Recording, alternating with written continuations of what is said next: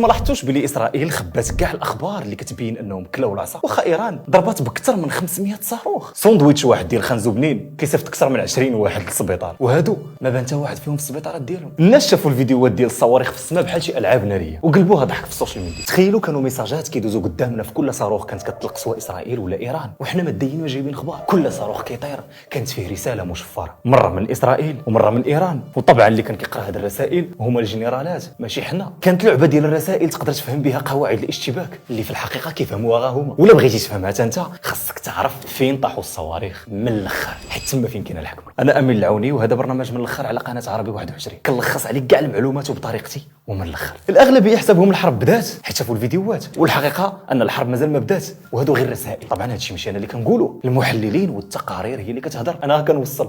ركز معايا. نبداو بالضربه اللي دارت اسرائيل. اسرائيل ضربات اكبر حقل ديال الغاز لايران، حقل ديال الغاز اللي كتقاسموا مع قطر. وطبعا كما قلت لكم هذه غير البدايه ديال الحرب وماشي حرب. ما ضربوش الحقل ديال الغاز كله، ضربوا المنصه ديال الاستخراج، ضربوا محطه معالجه الغاز، وضربوا مخزن شهران النفطي. بلاتي غادي تقول لي حنا شفنا في الاخبار داكشي ديال اليورانيوم، ضربوا لهم محطات ديال اليورانيوم النووي، وانت قلتي لنا في الفيديو اللي فات راه غيضربوا لهم النووي، غيشدوا ما يخليوهمش يديروا النووي. صبر. اسرائيل بانت باللي ضربات بزاف ديال المحطات والمراكز ديال الابحاث ديال النووي اللي عند ايران. بان هادشي اللي بان، ولكن حسب التقارير وماشي هادشي كنقولوا انا، المنشآت اللي فيها اليورانيوم العالي التخصيب، حيت ايران شحال هادي كانت ضاربه على حساب هاد الشيء ودايره هاد المنشآت في عمق الارض، والوحيد اللي يقدر يوصل ليها بالصواريخ ديالو مخصصه باش تدمر هاد المنشآت هي امريكان. اسرائيل ما عندهاش هادشي. دابا تقنيا وبلغه الارقام ايران مازال عندها اكثر من 500 كيلوغرام ديال اليورانيوم المخصب بنسبه 60%. هاد 500 كيلو كافيه باش تصاوب بها 10 ديال القنابل النوويه. واش فهمتي دابا علاش نايض هاد الصداع؟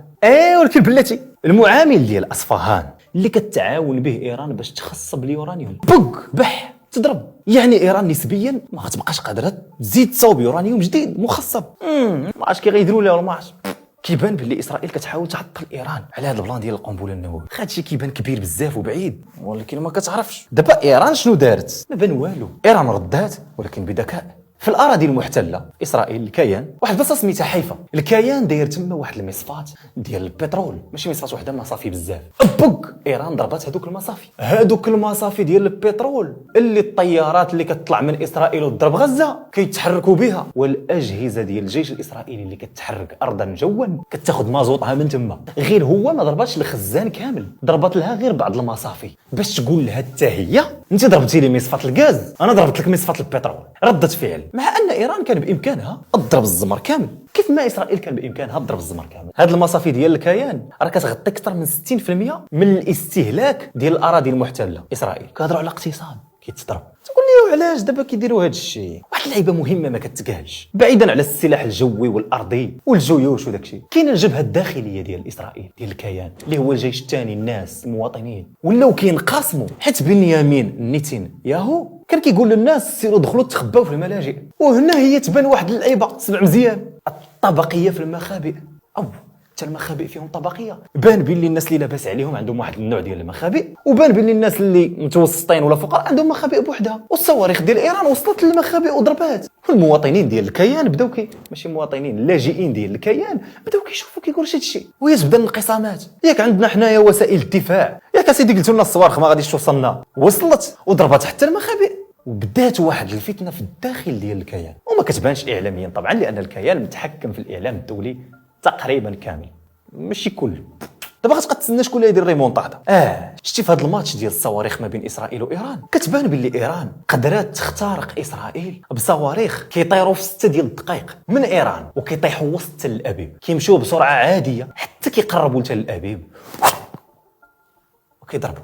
وما كتقدرش تحبسهم لا منظومه الدفاع الامريكيه ولا الاسرائيليه. كنهضروا على صواريخ فتاح، صواريخ العماد، خبير شكل، والحاج قاسم. وهادو ماشي اسماء فقط، هادو رسائل مشفره من ايران لاسرائيل. انا قادر نوصل للداخل وما غتوقفنيش، وانا فقط دابا كندير غير ردود فعل. انت كتضرب لي انا كنضرب لك بقدر القيمه ديال داكشي اللي كتضرب لي. قواعد الاشتباك. اسرائيل اش كتقول لها؟ انا دخلت لك العقر دارك وسط ايران، مسيرات على شكل قطع صغيره من المطارات ديالك والموانئ ديالك.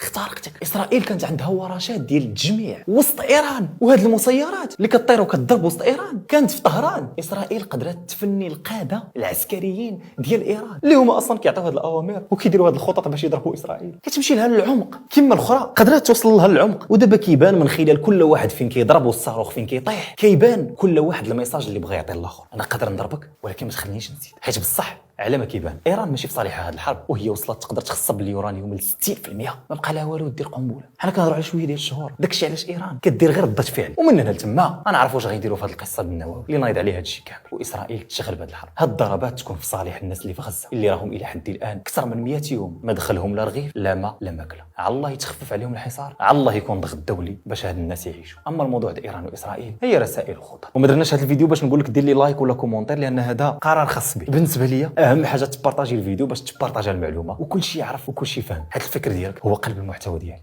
تبارك الله. واو.